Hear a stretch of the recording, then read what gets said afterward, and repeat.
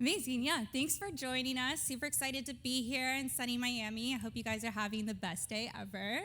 I'd love to start off this panel just with introductions. As you know, my name is Kitty Like a Cat. Would you guys like to introduce your lovely selves? Yeah, sure, why not? Let's start with that. Hi, my name is Stella. I'm the founder of a project that's called the Web3 Girl, or before the rebranding, it was called Alana the Web3 Girl. This is why that is up. And it's an educational NFT project. And I'm also an apprentice to token engineering. Awesome. Hi, everyone. My name is Elizabeth Irizarry. I'm the Chief Experience Officer at Mission Impact. We are a global leadership program in emerging tech for women all over the world. Woo! I am Miss Nifty. I have an agency that architects NFT projects. I focus on projects that we can make a generational impact, where we can utilize influencers, government agencies, and community leaders to help educate and onboard underrepresented communities globally. Amazing. Okay, awesome. And so today we're talking about NFTs and going beyond that. So we all know NFTs, we know Bored Apes, we know these picture PFP projects. That was our entry point to NFTs. But there's so much more beyond just a simple collectible. And so today, speaking with these amazing women about how do we move past that to make generational projects that are lasting and can change your life. So my first question for you guys would be, let's talk about some examples of how are we going beyond the PFP pictures, and specifically what problems can we solve using this advanced technology? So I'll hand it to you. Wait, I have to start? Okay, fine.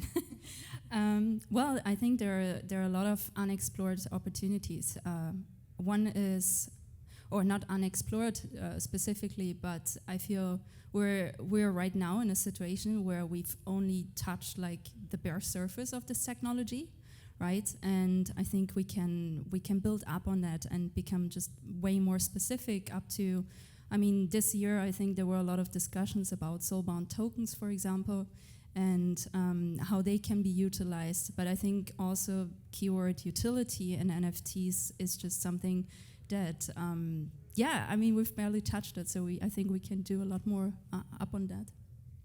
Yeah, I mean, I think we know that NFTs, for the most part, are just a loyalty program. Not a lot of creativity as much as everyone thinks there is. It's just using existing information and using technology behind it and creating a contract. So I do think that, there's like a conversation whether this is a fad or not, but I think what's a fad about NFTs is the way we've been using it. So obviously it's gonna just be integrated into everything. And I think when we earlier spoke, I talked about the example about the cloud.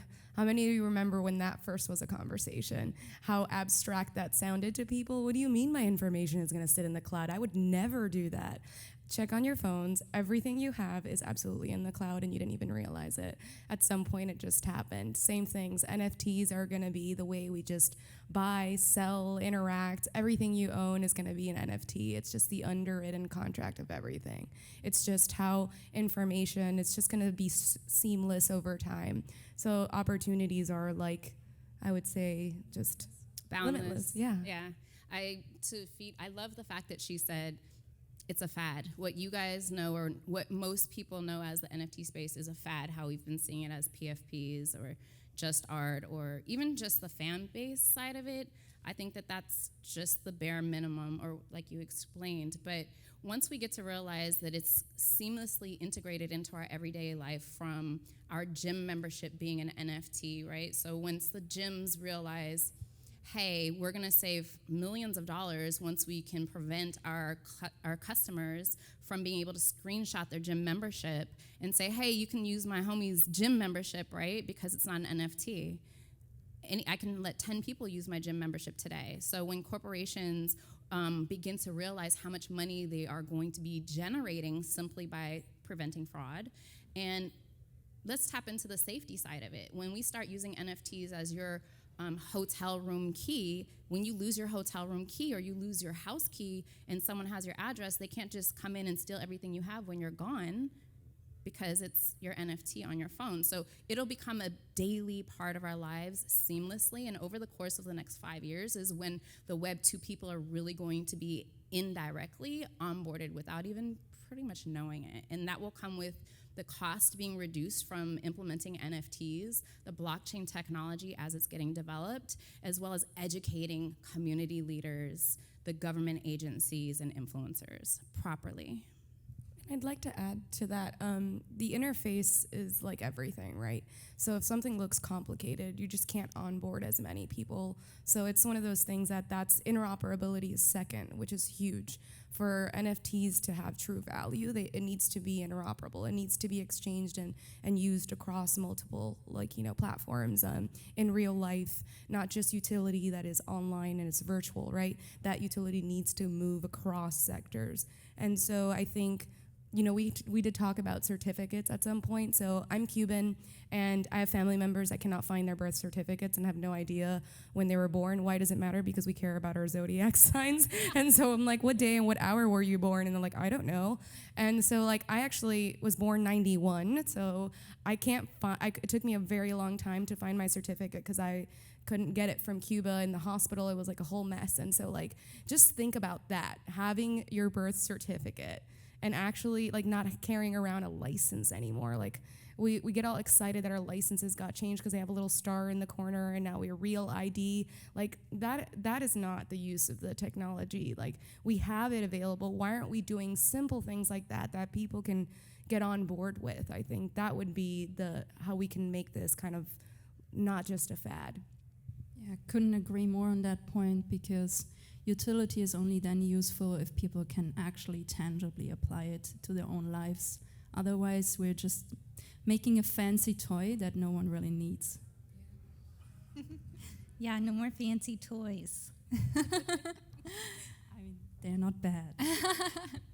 Amazing. Okay, cool. So I would love to talk about a little more about these examples we have. So you girls have mentioned some amazing projects that you're working on or you've heard of. I'd love to delve a little more into what these specific examples are that are building these NFTs for a lifetime. Well, in my project, because as a project founder, I feel you're very linked with everything else that you do. So if you're not 100% working all the time on your project, in my case, the project is bootstrapped, so I cannot do that, and I also want to keep it bootstrapped, so it's my own fault. But it also means I have the opportunity to get involved in other things. In my case, that's the Token Engineering Academy, in which I was introduced to the idea of, issuing certificates, like you mentioned it, for taking the exams and the course of, designing tokenized ecosystems. And so it made me think about how one project cannot really blueprint for a whole ecosystem. It's just not possible. And also, there is no support structure if you would do that, right? So we've seen this a lot. If a project faces some kind of trouble, doesn't even mean if it's, their own fault or not, right? They crumble very fast, and they have a really hard time recovering from that. So how do you avoid that? That was my thought for my own project. And I thought, well, you need to build an actual ecosystem, right? So ecosystem means linking different elements, linking different projects to your own project. And so that's what I'm trying to do, and trying to develop a tool that's called the Multidimensional Passport.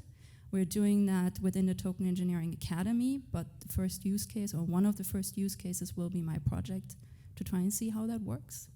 Yay, that sounds amazing. Yeah, I think we share a lot of similarities. I'm in the interest of helping reskill, and so we know that there's some people that are already maybe more tech savvy, but you have 7 billion people in the world who not all are necessarily tech savvy, and their jobs are gonna be changing, and they need to, education is key, right? Education is everything, and so finding ways and saying, okay, what if your entry point to understanding NFTs was by way of a certificate? Something that you can conceptualize, right? Simple, And so, and that it's engraved, and that it means something more than just putting on your LinkedIn, yes, I know how to do this. Or having someone check off that you have that skill set.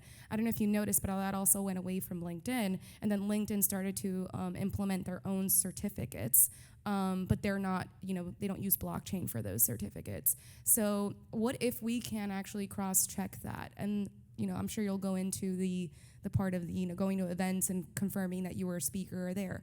How do we confirm these things? How do we validate, what we know and what we do well? Because, what if you are someone that maybe doesn't have this huge experience, didn't go to Harvard, but you have the skill sets that it takes for a job that's sitting there that hasn't been taken advantage of.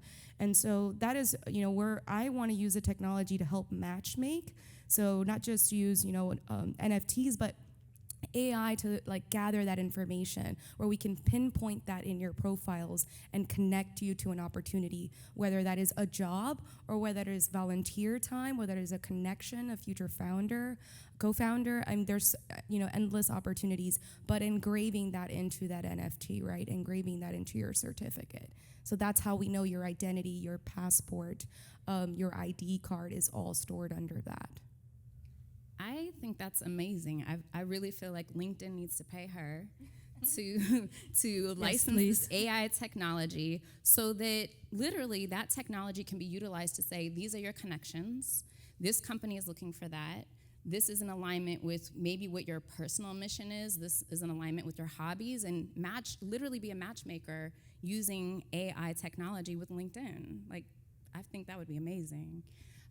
I'd like to touch on a couple of points. I know we're limited on time.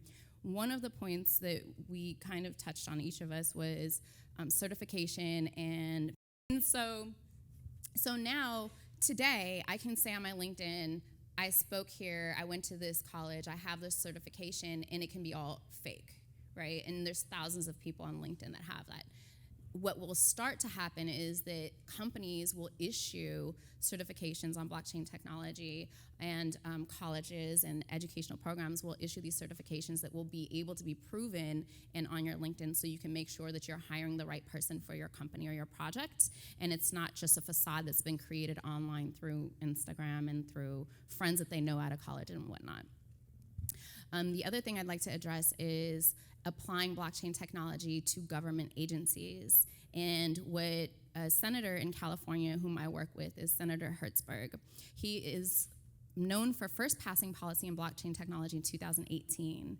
And recently in California, we've just had policy passed where now all of our vital records will be issued on blockchain. So that means birth certificates, death certificates, marriage certificates. In addition to that, that also means transcripts for colleges. So I'm very excited that we have that going, and that we're now in a space where California can be an example of what other states, other countries in general can start doing to really make sure their internal systems placement is more efficient, reduce the budgets that these government agencies have, and maybe utilize more of that money that they're saving to actually give services to the constituents.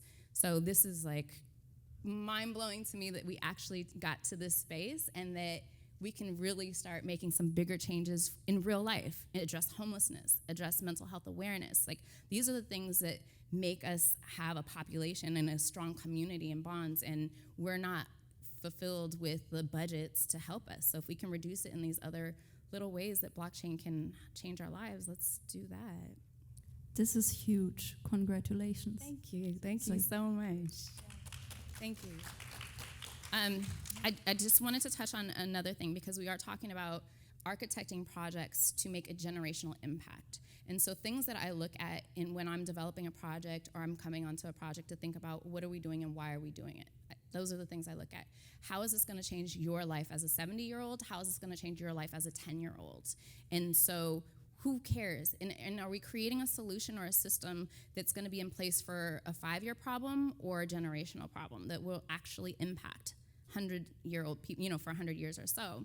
And so one of the things that we find, I believe literally on every panel, you'll hear someone say education. What we're lacking is education, education, education, right? And so I began hosting Sunday dinners for community leaders and influencers to educate them in Web3. And one of the hardest things for people in Web 2 to understand is, what is an NFT? I just see it's a picture, it's just art, right?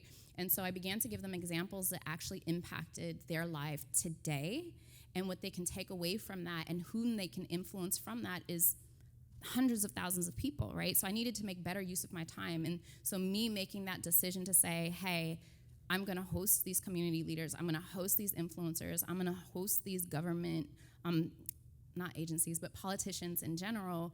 By educating them, they're able to take that information and make a stronger impact than I ever could. Like, I'm nobody. I'm maybe, 1,000, 3,000 followers, like, you know what I mean? However, these people can take that message. These people can say, hey, now this applies to these types of industries. Hey, Carrie, let's do this, and how can we implement it on a greater scale together? Amazing. I was just thinking about all the fun things we chatted about. Like, we talked about how I no longer have to worry about my birth certificate setting fire if it's on the blockchain. Or mentioning, AI matchmaking. My first thought went to, like, would anybody make a blockchain dating app? Right. But so I'd also love to continue the conversation, and especially with the current market, things are a little wild. We're all still here. And so what I love talking about is, what are you guys excited about, or I'm here to stay because, or NFTs are here to stay. I'd love to hear your perspective on that. I mean, I think we've been looking at NFTs in a little bit of a distorted way, right? Like Carrie mentioned, the whole PFP thing, you made me almost feel ashamed that my PFP is up here. But No. But no, I think we've been trying to give NFTs their own space, right? Like DeFi. It's the DeFi space. NFTs, it's the NFT space. No, it's all, it's all different technologies, all being part of Web3 and a huge potential of what we can make out of it. And I think this is what excites me. That is what, literally gets me up for calls at 2 a.m. in the morning, right? This is what it does, because you look at all of this potential and you see so much need, especially in South America. You see so much need for this technology to really work and impact people's lives on a daily basis. And this is why we're doing this, and this is why I am here to stay, and I would assume that's also part of why you're here to stay. And NFTs are a little tiny part of that. That's super amazing. Agreed, 100%. Let's talk about like the elephant in the room. Everyone says crypto has ruined our industry, right? Because of everything that has been happening. But this isn't the first bear market the crypto industry has seen. So if you can't handle this, you can't handle it to stick around. And that's just the reality of this, technology. A lot of people, when the internet began, when it was all just websites, so many companies went down. Like, not everyone is meant to stay. So we're weeding through now, we're getting rid of. And so what is meant to stay is, like, we went through like FOMO, right? Creating projects for excitement, hype, communities around something new. Everyone's so excited when something is new, but when something doesn't work out so well and the market crashes a little bit, everyone gets scared and walks away instead of saying, hey, now that we notice this happen and it's not working, what should we be doing differently? That's what I'm excited about. That's why I'm in this space. It's because the endless opportunity to be creative now. It's like, okay, well, we know this is viable. We know that there's so much that we could do with this. Can it be more than a PFP? Can it be more than just music, art? What can it be? And look at what's happening in the silos and quiet. There's a lot of in healthcare, it's being, there's a lot of technology being used that is quite revolutionary.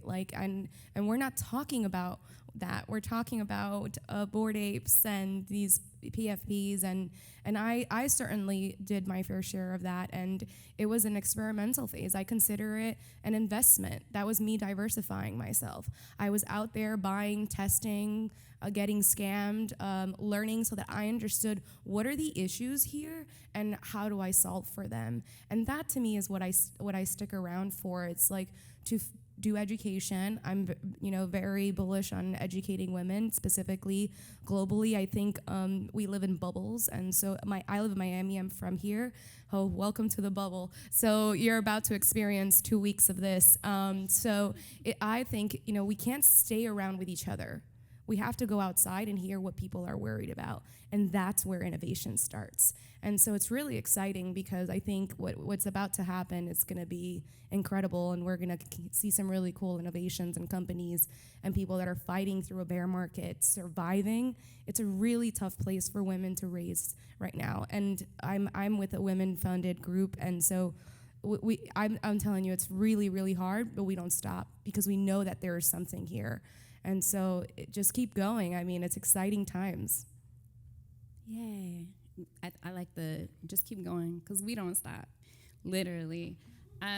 So a couple of things I'm excited about. I'm very excited about this bear market because I feel like it's just washing the trash away. There were a lot of people here for the wrong reasons, and so I'm thankful they're gone. And the people who actually are here want to be here. The people that are here are testing the limits of the technology and forced to be creative to withstand the test of time. So that makes me excited. I'm also excited that the prices for crypto are so low, especially for blue chip, because it's so much easier for mass adoption and onboarding the Web 2 people. What used to be, when Ethereum's $5,000, I couldn't tell somebody that makes $5,000 a month, right? Hey, buy Ethereum. No, it wasn't worth it. No matter what I told them, it wasn't worth it. So now if they could just spend $500, which would be a pair of shoes for somebody maybe, or a staycation, they're able to justify that in their head. So because it's so cheap, we can bring in so many more people into this space. And what I would love to see, and I'm excited to help build, if anybody else thinks this is a good idea too, is I would love to have an organization somewhat like the state bar has for lawyers, but for people in Web3. Right now we have 100 different silos. For example, if you're in CloneX has their creative community within their community, right? And then you might have people that are posting for devs or people that are looking for work and people that are looking to hire people. But having a global organization of people that are in the Web3 space, being able to build together. I mean, the idea of going away for 4 days to be around people in Web3, to actually be around long enough to build something that can be executed versus 3 days of we're just at the same party or we just happen to be in the same room, that's not enough time to actually develop something with somebody, right? So I feel that we can actually put into place what some organizations like the State Bar has for lawyers is you have to abide by the ethics, I think code of conduct and things like that. Some of those things may be helpful, not required, but helpful for us as the people who really care about this community and really want to build to execute and make history. That would be amazing, and I would be excited to do something like that. May I ask, what are you excited about? Oh gosh, I wasn't prepared to answer this question. I'm sorry. She's keeping you on your toes. I'm excited about just the limitless possibilities I felt in the space. Crypto, I got in, we're all crazy, we're all learning this together. And this whole WAGMI culture has been such a warm embrace. So I'm really excited, meeting you guys, meeting all of you guys out there. It's just so fun to build and be so new in a space and really not have any barriers, or even anybody that's like, I've been here for 50 years and I know the way things are. Like, none of us know what's going on. We kind of do. So it's just so fun to build something with people. And I'm super excited about Baddie Networks. Super excited about bringing together all of these amazing women, some that have, kind of had similar experiences as me or been scammed or, this thing just didn't work out. So I'm so excited to just build a community of people and build cool shit. Love that for you. Okay, we have 5 minutes left. So I'd love to just kind of wrap, share, how people can find you. And then one thing I also love is, how have you kind of like a little tidbit on how you've learned or how you've kind of met other people, or just for anybody out there also looking for the same education or community? Girl, you're the one with the beautiful hair. You're supposed to be first. Wait, yours is also amazing. So don't undersell. Okay, so question, how to find us. I'm Miss Nifty, MS_NFTY, Twitter, Instagram. And what else do we gotta do? Sorry. Like, just any tips on like education or just finding other people, or just how to connect and grow and build NFTs that will last a generation? Honestly, I don't have one resource that I can say is here, go here and learn. Are most of you guys builders in this space or in Web 2? Is there everybody in Web 3? Maybe let's see some arms for builders. Yeah? Okay, so most of you guys are in Web 3, right, already. And so, I mean, you guys already know. You find the communities that you like, you vibe with, their principles, their morals, their ethics, how helpful the community members are, how helpful the founders are, and if they're doxed or not. I think that seems to be like one of the biggest things right now is people want to know who you are. If they're investing in your project, it's no longer, no, hide your identity, like, let's get creative. We want to know everything about you. We want to know that you're active. You're not just paying a team and you have a marketing budget to make it look like you know what the fuck you're doing when you don't. Because if I have a budget, I can make anything look amazing and you'll never know who I am.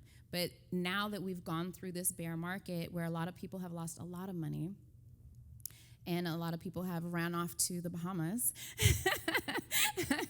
we want to know what's going on. Do you really care? Do you care about me as an investor? And look at me like an investor in your project and a part of your community. So I would look for that. Amazing. Such great things.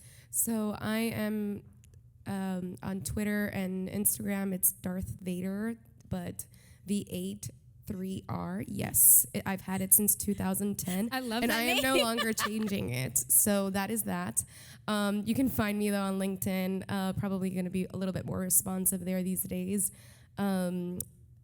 So how to learn? I obviously get out there. Everybody knows that in this room. You have to get out there, but build too. Like, don't spend too much time just networking, because then you build relationships that, like, what are you actually doing with your relationships, and how many of them are actually supporting you, or vice versa.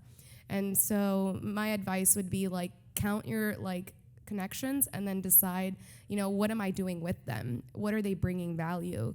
We go to tons of conferences, tons of events all year. You don't need to spend the whole time meeting people. You need to spend time building something. So create something, show it to people, test it, talk about it. Don't be afraid of talking about what you're building. Like, chances are someone else is probably building something similar and you could share notes. So that will save you a lot of time. That would be my advice. Good advice. You can find me under this weird name that's actually my name, Stella Achenbach. You can find me everywhere. On Twitter, on LinkedIn, not on TikTok. Don't look for me on TikTok. So this is how you reach me. When it comes to tips, please feel free to join our community, right? It's about education. So you can ask anything in there. We run a few times of the month. We run office hours where you can ask anything. We have a Discord bot that can actually answer you Web3 related questions, so you can try that out. And we're working on more stuff to come. When it comes to tips, I think, networking, of course, is important. It's also fun, right? It's really fun to meet those wonderful women here. Spend time with your community, right? Ask them what they want. Because if you don't put the human in the center of your design or creation process, right, how much worth or how much value can you actually build? If it's not about them, then maybe just don't do it, right? Developing for the sake of developing, I think, is a very bad approach towards design. So let's not do that again. This is a circle. Perfect. Thank you. Amazing points. And my name is Kitty like a cat. You can find me at It's Kittah, ITSKITTAH.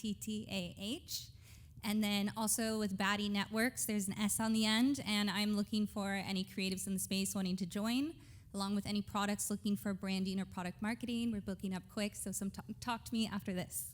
Thanks, everybody. Thank you, guys. Thank you.